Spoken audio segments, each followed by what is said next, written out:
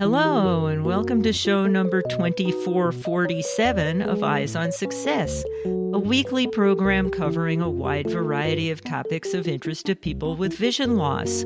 I'm Nancy Torpey. And I'm Pete Torpey. I cannot help to feel somewhat mad and upset just because why things have to be so hard? And why cannot have the same chances as other people? But then I start wondering, it's like, if I did have the chances, would I have actually taken advantage of them? I don't know. And that was today's guest reflecting on his feelings in a period of adversity in his life. And we'll be talking today about that period in his life. We'll talk with Pedro, a blind immigrant, and Set Hernandez, director of the recently released documentary Unseen: Life as a Blind Immigrant, which describes Pedro's journey. They delve into the obstacles, anxieties, and challenges Pedro encountered along the way towards getting an education and developing a career in social work. But first, for our tip of the week. This week's tip comes from Pedro. So I guess to me will be one step at a time. I feel that when we're hiking and we focus on the tip of the mountain, it can be quite overwhelming. But if we break it down into small, manageable steps, all of a sudden it becomes a bit more doable. And sometimes, especially when things are out of our control, life can seem quite overwhelming. So I feel that in those moments, the best thing that we can do is just try to stay in the present and just focus on one step at a time. And I gather that's been a successful approach for you, as people can see in the documentary. Thank you. Yeah. Yes. Support for Eyes on Success is provided by Glidance, Pioneers of Glide, an intelligent guide for the blind and low vision community. Glide's AI-powered technology guides you around obstacles, hazards, and more, providing audio and haptic feedback, getting you where you need to go safely and independently. More information is at glidance.io/eyes. That's glidance.io/EYES. And by InnoSearch AI, an accessible e-commerce tool for the blind. You can find your favorite electronics, groceries, or do some early holiday shopping at InnoSearch.ai, now partnered with over 500,000 retailers. That's InnoSearch.ai. You are listening to Eyes on Success. Success, success, success, success, success. Let's start by meeting Set and Pedro. Today we have two guests with us. I thought maybe, Seth, we could start by having you introduce yourself and tell what you do and a little bit about yourself. For sure. Hey, Pete and Nancy, thanks so much for having us talk about Pedro's amazing work in our film, in your show. My name is Set Hernandez. I am a filmmaker, a director, producer of the film Unseen that follows Pedro's journey to become a social worker, amongst other things. But before that, I was a community organizer, particularly focusing on immigrant rights. I myself being an undocumented immigrant growing up and to this day. And now more than ever, that organizing work really continues to be of significance in our communities. And before that, I was a linguist. So here I am today. And I understand you're a member of some organizations that reflect some of these interests in terms of putting together theater for people with different abilities or statuses. I was a co-founder of the Undocumented Filmmakers Collective when we were making Unseen. One of the barriers that we faced, part of the reason why it took so long to make our film, is a lot of grant-making opportunities for filmmakers and artists at large require a person to have U.S. citizenship or to be a permanent resident. And even though I have been living in the US since I was 12, in essence, living here for the past 20 years, having not left either, I am not viewed as someone who is of here or from here in the face of these different opportunities. And I'm not the only one, unfortunately. There are so many other filmmakers who happen to be undocumented immigrants themselves who face these same barriers. And in realization of that, leaning on my background, being a community organizer, I helped to bring a group of us together, leading to an organization that has been a hub for undocumented filmmakers all over the country. And I think there's about 100 or so members now of the collective. It's called the Undocumented Filmmakers Collective. And our second guest is actually the subject of the documentary that you made. And we'll be talking with him about his journey and struggles. So maybe, Pedro, I thought you could introduce yourself and tell a little bit about yourself. Absolutely. Thank you so much, Nancy and Pete. And thank you so much for having us here. It's an honor being with you all. And my name is Pedro. I'm legally blind. I have retinitis pigmentosa. I came to the States when I was 16 years old, and I am a social worker. Usually my background is in mental health and disability rights, and I am the participant of the film Unseen, in which it follows me through a span of 7 years. Eyes on Success connects corporate sponsors with visually impaired listeners around the world. More information about becoming a sponsor can be found at www.sponsor.eyesonsuccess.net. This week's focus topic is Pedro's journey as a blind, undocumented immigrant and the documentary film and podcast that Set made about that journey. Well, Set, from listening to the podcast that you made about the documentary itself, it sounded like this was a very long process. It took many years to put together. And I thought maybe you could give us a quick summary of what the documentary was about and how you came to meet Pedro. For sure, Cliff Notes version of this very long story, like Pedro said, it took about 7 years or so to make the film. And now podcast.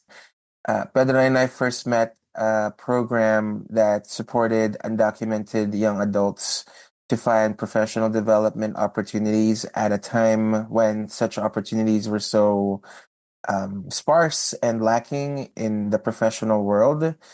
And from that moment, it was the first time that I met an undocumented person in my organizing work that also happened to have a disability, in Pedro. And it made me cognizant that so much of the organizing work I have been a part of within immigration really never thought about immigrants at large with disabilities. And that intersectionality being often overlooked and even erased in the way we advocate for immigration reform in the work that we were doing.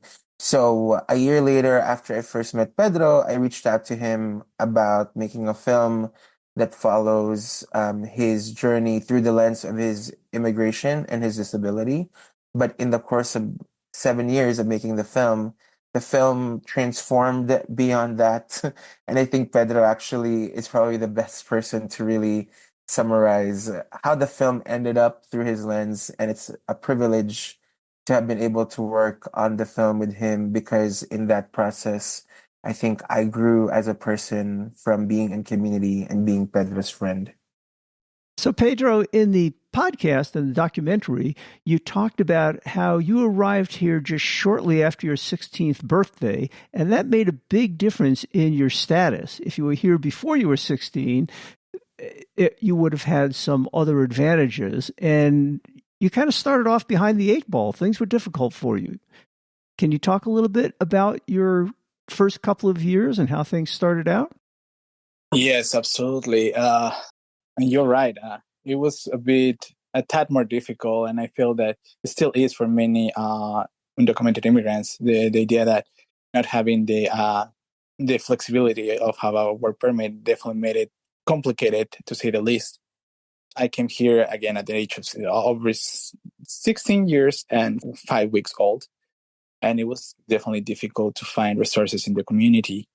But I was very blessed and fortunate because I've been surrounded by beautiful people who see beyond the identities of the individuals and focus on their essence and the persona itself, regardless of race, immigration status, gender, you name it, sexual orientation. And thanks to mentors, thanks to nonprofits, thanks to community organizing, I was able to meet some of my needs, such as peer-to-peer blind training, access to college education, some opportunities for scholarships or internships. So despite all the struggles, all the hurdles, I was very lucky. I was very lucky. Sometimes I say that I went through the cracks when instead of going downward, I went upward. Because not many people in my situation got the opportunities that I did, which I feel very fortunate. But at the same time, I cannot shake off that a little bit of sense of guilt because why me? So yes. Yeah, there's a lot of people who say, why me when something bad happens? But people to whom good things happen can have similar reactions. Why me? Yes. So this documentary followed you for 7 years. At what stage in your life and training were you at the beginning of the documentary? In that process, I was barely transitioning into a 4-year college. And right before I started my first semester in a 4-year institution, that's when I met Set, because I was looking for funding to pay for my tuition. That's how I found this internship for young immigrants, and that's how I met him. So a year after that, that's when we started the process of the documentary, which pretty much was in my junior year of college. And you kind of had the double barriers of being an immigrant, so some funding sources and opportunities were not available to you, in addition to being blind and needing some adaptive services and stuff, which I assume were also difficult to obtain. Yeah. And somehow you managed to overcome that. Your parents were very supportive and really supported you going through college, but it wasn't easy for anybody, was it? It was not at all. That's why I feel that this film is more about the community that surrounded me than myself, because without them, I wouldn't be here. I'm a firm believer that social environment matters a lot, and any seed is able to blossom. It just needs the right nurture and the right soil. So to me, it was my mentors. To me, it was the institution that I was in, the nonprofits that supported me, my parents, my friends, my teachers, classmates. You must have been performing very well, because in the documentary there was one particular mentor I remember who spoke very highly of you and was instrumental in getting some of the support that got you through your last year of college or so. You know, I'm going to tell you a little secret. So, yes, I did graduated from honors from my undergrad and my grad school. But during my first 2 years of college, last time I counted, and I got almost 12 to 15 classes that I failed. Wow. To almost 3 semesters of my college education was pretty much wasted. Just one, because I was not in the right mind. 2, because I didn't have the tools and the training. And 3, because I believed that I couldn't do it.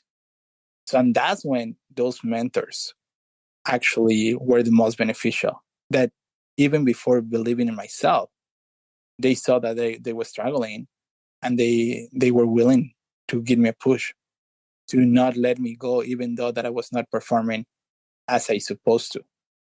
Yeah, it took you a while to get your feet underneath you and going, but once you did, it seems like things went pretty well. But even after getting your bachelor's degree, you had some doubts as to whether to continue on to get your master's, didn't you?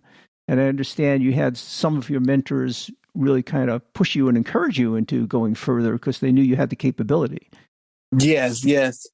I guess that the uncertainty of not knowing what's going to happen with my future was making me doubtful about what would be my next steps. Because sometimes I feel that I did it, one, because I like my profession, I like being there for my community, I like to serve others, but other because honestly I didn't know what else I could do. And education and the academics was something that I became good at and I felt safe too. So that's why probably I took that route. And I guess the other question was your goal was to become a social worker, but you weren't even certain that even after getting your education that you'd be able to be allowed to get a job, right? That's correct.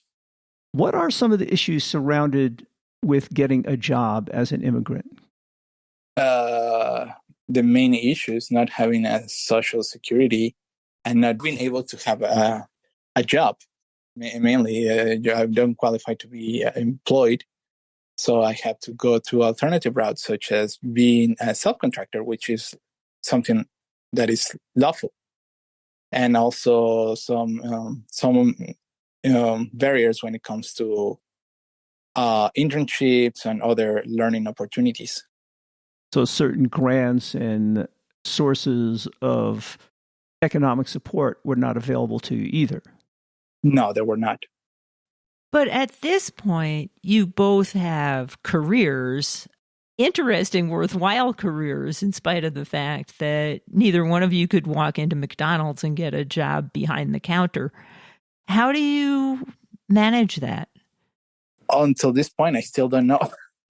So it requires a lot of, again, support from the community and also learning what are some of the alternatives that you have as an immigrant. So as I mentioned before, like being a self-contractor, that's something that I didn't know until I got connected to the right people and show me the way so I could have a lawful way to earn my living. Set, do you have any comments you want to add to that? No, I'm just reflecting on what the question is actually, and thinking about what Pedro was saying also. Like to humble brag for Pedro because I'm so proud to be Pedro's friend, to be honest. Like the work that Pedro does in the community is indispensable, and one of Pedro's mentors even told me one time, like, there's a time when the mentee becomes the mentor of the mentor, and I think in so many ways, I have heard some of Pedro's mentors talk about that in relation to him and his work. But even though that's the case, there's this continued obstacle that our community faces. And I think that's the unfortunate reality, not just for undocumented and immigrant people, but even like for people with disabilities. I think I heard from Pedro, correct me if I'm wrong, that within the blindness community, like about 80% of the population doesn't have employment. So a very small handful of blind and low vision people find employment. But in reality, so many of our communities are so talented, so capable. It's just that the social structures that we live in, the political rhetoric that we are living under, it makes us think that we're imposters in essence. It makes us believe these things that are not true about ourselves often. And I think especially for younger immigrants, as I talk to different community organizers about this also. So all this to say to what Pedro was saying, I think the saving grace in all of this is when you find people who believe in you, who believe in you more than you believe in yourself. It lights a fire in you, that in spite of the obstacles that we face in a structural level from politics, from the state, the people who believe in us, at least for me, the people who have believed in me make me feel like, oh, maybe it's worth pursuing what I want to do. And I think it's only because of that I've been able to find the resources, to find the networks, because it's difficult to live this life alone. But when you find other people to lean on, you get to the mountaintop when you're together. That has to be a big thing, the support that you get, especially when you're new and young. You guys were both in your teens when you came over here. And what do you know when you're a teenager, right? Exactly. But to have people believe in you, encourage you, support you, and that has to eventually really help lead to your success. One thing I think is interesting is they often talk about how blind people learn to become problem solvers because they have to solve problems every day. How do I access this? How do I get from here to there? And it seems to me there's much of that same attitude or skill set that's learned as an immigrant, as the struggles you guys talked about going through. You have to find alternate ways of finding funding, alternate ways of getting employment and work through problems. And you really become problem solvers in the same way. So that leads to some very important and useful skills in life. This is very true.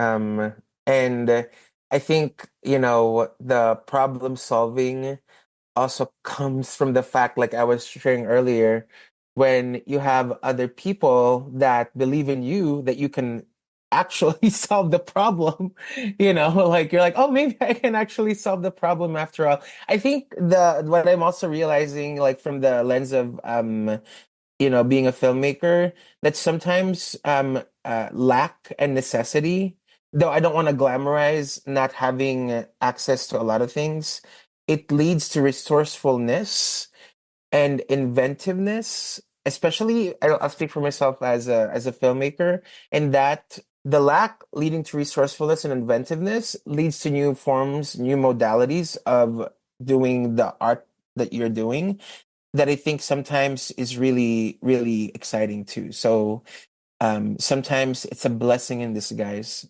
But like I said, I don't want to glamorize.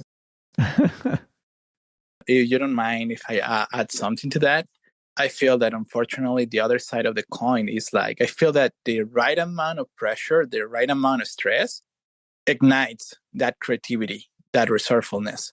But I feel that once we go over the line when it comes to the structural barriers or stressors, I believe that it has the high risk of crushing people, of paralyzing people, and actually make them feel that it is not possible. That's very true. That's very true. Yeah, there's always a balancing act to be played. There are pros and cons to all these approaches. So, Pedro, before we sign off with you, I was wondering, we went through all these struggles with you and how you overcame blindness and being an immigrant. You have a very nice job these days. Tell people a little bit about what you do. I understand it's very interesting. Struggle. I still in the struggles, but right now I will say that I'm happy with what I'm doing. I'm very grateful for having the family that I have, having the community that I have. I continue to run. I did a half marathon last weekend. And professionally, I'm currently in the process of concluding my clinical hours. So once I'm done with my clinical hours, I'll be able to take my clinical exam and hopefully become a licensed clinical social worker. So, and hopefully I would like to continue to contribute with the blind community and continue with peer-to-peer support. Well, congratulations. That's very exciting, and it's really uplifting to other people to see how, despite the issues you've confronted in your life, especially as a young teenager, that you've overcome many of those challenges. It wasn't easy, but you did, and now you have a successful career and a happy, enjoyable life. Thank you. Thank you. And you're able to provide support to so many other people through the career that you've chosen. I appreciate it. Thank you. I was just going to say in the film, and in the podcast now, there's a line where Pedro's mentor tells him, just like how his mentor found someone to help him, his mentor ended up, being a source of support for Pedro.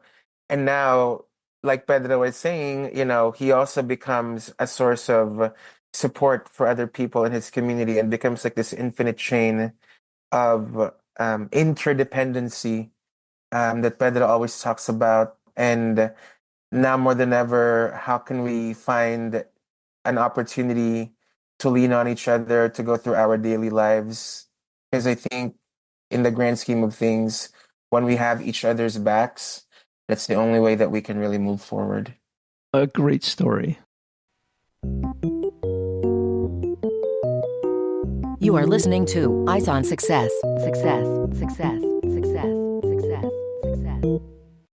Now for this week's final item, how to watch the documentary Unseen or listen to the podcast Unseen: Life as a Blind Immigrant, and how to contact both Set Hernandez, the maker of the film and podcast, and Pedro, the subject of both. Well, Set, I'm sure many people would be interested in either seeing the documentary or listening to the podcast. If you can remind people about the name and where to find it, that would be great. For sure. The podcast is available wherever you listen, in any audio streaming platform, Spotify, Apple Podcasts, NPR, Amazon Music, you name it, it's there. And then by early next year in 2025, the film should also be available on video on demand platforms like iTunes and Amazon. And we also invite folks to host a screening of the film for free if they would like. You can find all this information at our films and podcasts website, unseen-film.com. And what's the name of the documentary and the podcast? Yes, I'm so sorry. I never talked about what the film is called. The film is called Unseen, and its companion podcast is called Unseen: Life as a Blind Immigrant. And if people wanted to reach you, either of you, to ask a question or anything, how would they do that? Yeah, they can contact us on social media, Instagram, or on our website. They can reach out to us at watchunseenfilm@gmail.com. Any other resources that you want to share with our listeners? For sure. I mean, I would just share that our website is bilingual in English and Spanish, and there's actually a tab on our page literally called Resources, particularly dealing with immigration, with accessibility, and also with mental health support. So for any of these three themes, folks can go to our website to find a plethora of resources that they can learn more about. And of course, all of that information can be found in the show notes associated with this episode, which is episode 2447. That's it for today's show. Next week on Eyes on Success, we'll be talking with Shelley Brisbane, a technology journalist and author, about the latest revision of her book, iOS Access for All, Your Comprehensive Guide to Accessibility for iPhone and iPad. And this most recent edition talks about what's new in iOS 18, in particular, new features for blind and low vision users, including enhancements to the Braille keyboard, point and speak, hover typing, and Apple Intelligence. And of course, there's always something new in the newest edition of iOS, so be sure to join us for that episode if you want to learn more. You've been listening to Eyes on Success, hosted and produced by Nancy Torpey and Peter Torpey. You can access the full archive of previous shows, subscribe to the podcast, and much more by going to our website, www.eyesonsuccess.net. If you have questions about anything you've heard on the show or have suggestions for future shows, send an email to hosts@eyesonsuccess.net. Thank you for listening and have a nice day.